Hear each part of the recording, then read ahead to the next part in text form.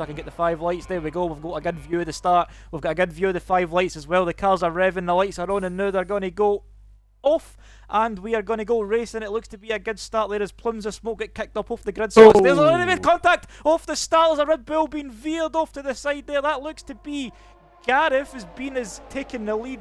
Gareth Bean makes his way past Hypers there. Hypers lost the place off the start, and it's a VSC, and there's contact at the back of the field already. Focusing on Bean and Hypers, because Bean had got like a slightly better launch off the start than Hypers, and it looked to be like a dead heat into turn 1. Then the next thing I knew, I just seen on Sprightly, and it's going to be SPH into the pit lane as well, and Sprightly's picked up damage, and he's already got Stevo right behind as well. Stevo's going to just go up the inside of club, and Stevo's up to 6 after starting the leaving, so he's already up 5 places there, as everybody is kind of trying to filter through. Oh, and we've got a bit of action between the Ferrari and the Renault. And it's going to be Scott Laney on Scott up the inside, and Nedclaw's going to try and get the other Renault. Scott dives off into the pits, so I think he has damaged. Nedclaw has a wee cheeky lunge up the inside of Dingle, but Dingle Dolphin does firmly shut the door into Vale. But Hypers has made a mistake, and he is in AI mode, so maybe he hasn't made a mistake, he's just sitting in AI, so I don't really know what he's doing. He's come out of AI, and Jules is going to make a move into turn 1. This could get... Oh, yeah. Oh, I think he quite sensibly backed out of that there.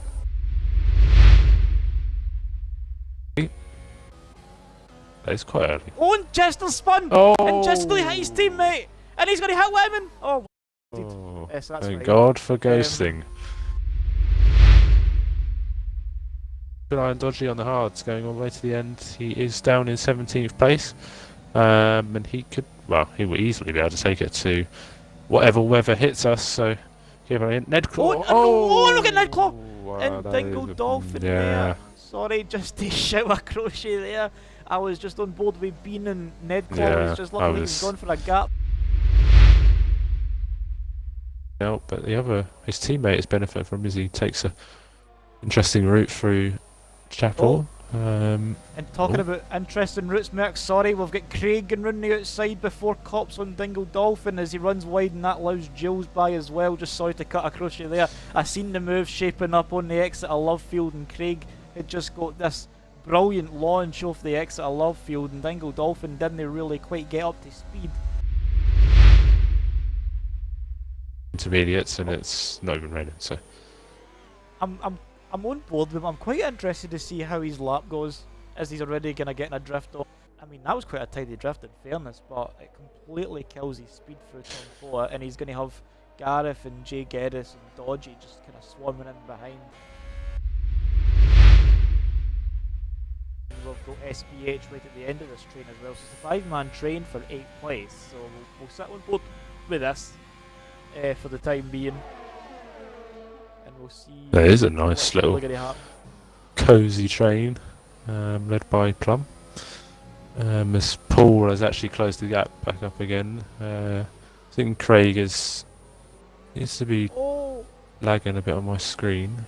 Oh, and we've got the 2 McLarens kind of getting close in combat here on this train. Is just watch, boys, don't trip over each other's wings. He's kind of like, they're kind of worn. You can see him skating, you can see Dingle Dolphin just kind of skating out as well. Stevo's going to just go running the outside down the hanger straight, and they're going to go side by side. Stevo's not getting that extra ERS burst because he's got none left, but he's going to go run the outside of Stowe.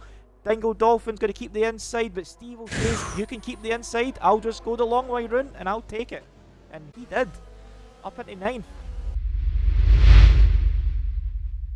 But is actually quite early in the pit lane, so you're kind of like 37 miles per hour or 60 kilometers, depends what your delta is. And there goes Plum onto the grass there, and that's easy for Stevo, but he's going to have SPH as he comes through the top 5. Stevo and SPH got DRS, and SPH has got the inside line, and he did move yellow flags at the back of the circuit. That looks to be Vale, it looks to be for queue of drivers coming into the pit lane. And definitely our experience in the cut-off point here And who's it played out for brilliantly here? Maxwell and Paul. They kept themselves out there on the There medium. it is. Maxwell is got a big Steele's jump. pushed SPH in to the pit lane, and Nicholas pulling him in some McLaren. Oh no. And we can see him on board with Hypers. He's looking like he's wanting to get his fit down and get back to racing, which we do just now. Bean's been caught napping on the start. Hypers going to try and maybe let the car roll around the outside. Bean covers it quite well. Hypers trying to try and shape up a move maybe, and Hypers just looks so much more confident on the traction, and Bean is going to have to go defensive on this straight, which he is. He's keeping his car firmly to the left before moving it back onto the racing line there, so Hypers doing everything. He's driving tactically to keep Hypers behind on these straights, so this is just a matter of games essentially, just a matter of, oh, and Hypers has got a slide and he's away, and I've just completely ruined him there with the curse, and he's lost to Jonesy, and he's going to lose to Craig. And Hypers, we were in. You have absolutely given him the commentator's curse there. He's definitely not had the race he would have hoped for. Silverstone's just been a bit bogey, man. Oh, and we've got Dingle Dolphin, and he's spun back onto the track, and it's a good job he ghosted Merckx. It's a good job the ghosting for his own. Yeah. Take the reins for Hypers and keep the pressure on Bean, but Bean's fun a wee bit of pace in there, and he's tanked somewhere, so he's built the gap to 1.8, and Craig Hypers are right on the back, and Hypers and Craig, Jonesy and Craig, sorry, having a bit of a scary moment there through cops, especially in the wet conditions that we're experiencing. That would definitely be the heart falling out my back end if I was the guy on the cockpit myself. And Hypers is trying to shape up the move. Is he going to go for it? He's on the outside. Oh, that's a squeeze. And it's a pinch and a squeeze, and Jonesy's forcing him the long way round, and Hypers ends up running wide on that particular move. Is he going to let the car roll into Vale? He does not. He keeps himself in behind as Maxwell is on the penultimate lap. And as, like you say, Jonesy was seen to be the cork in the bottle.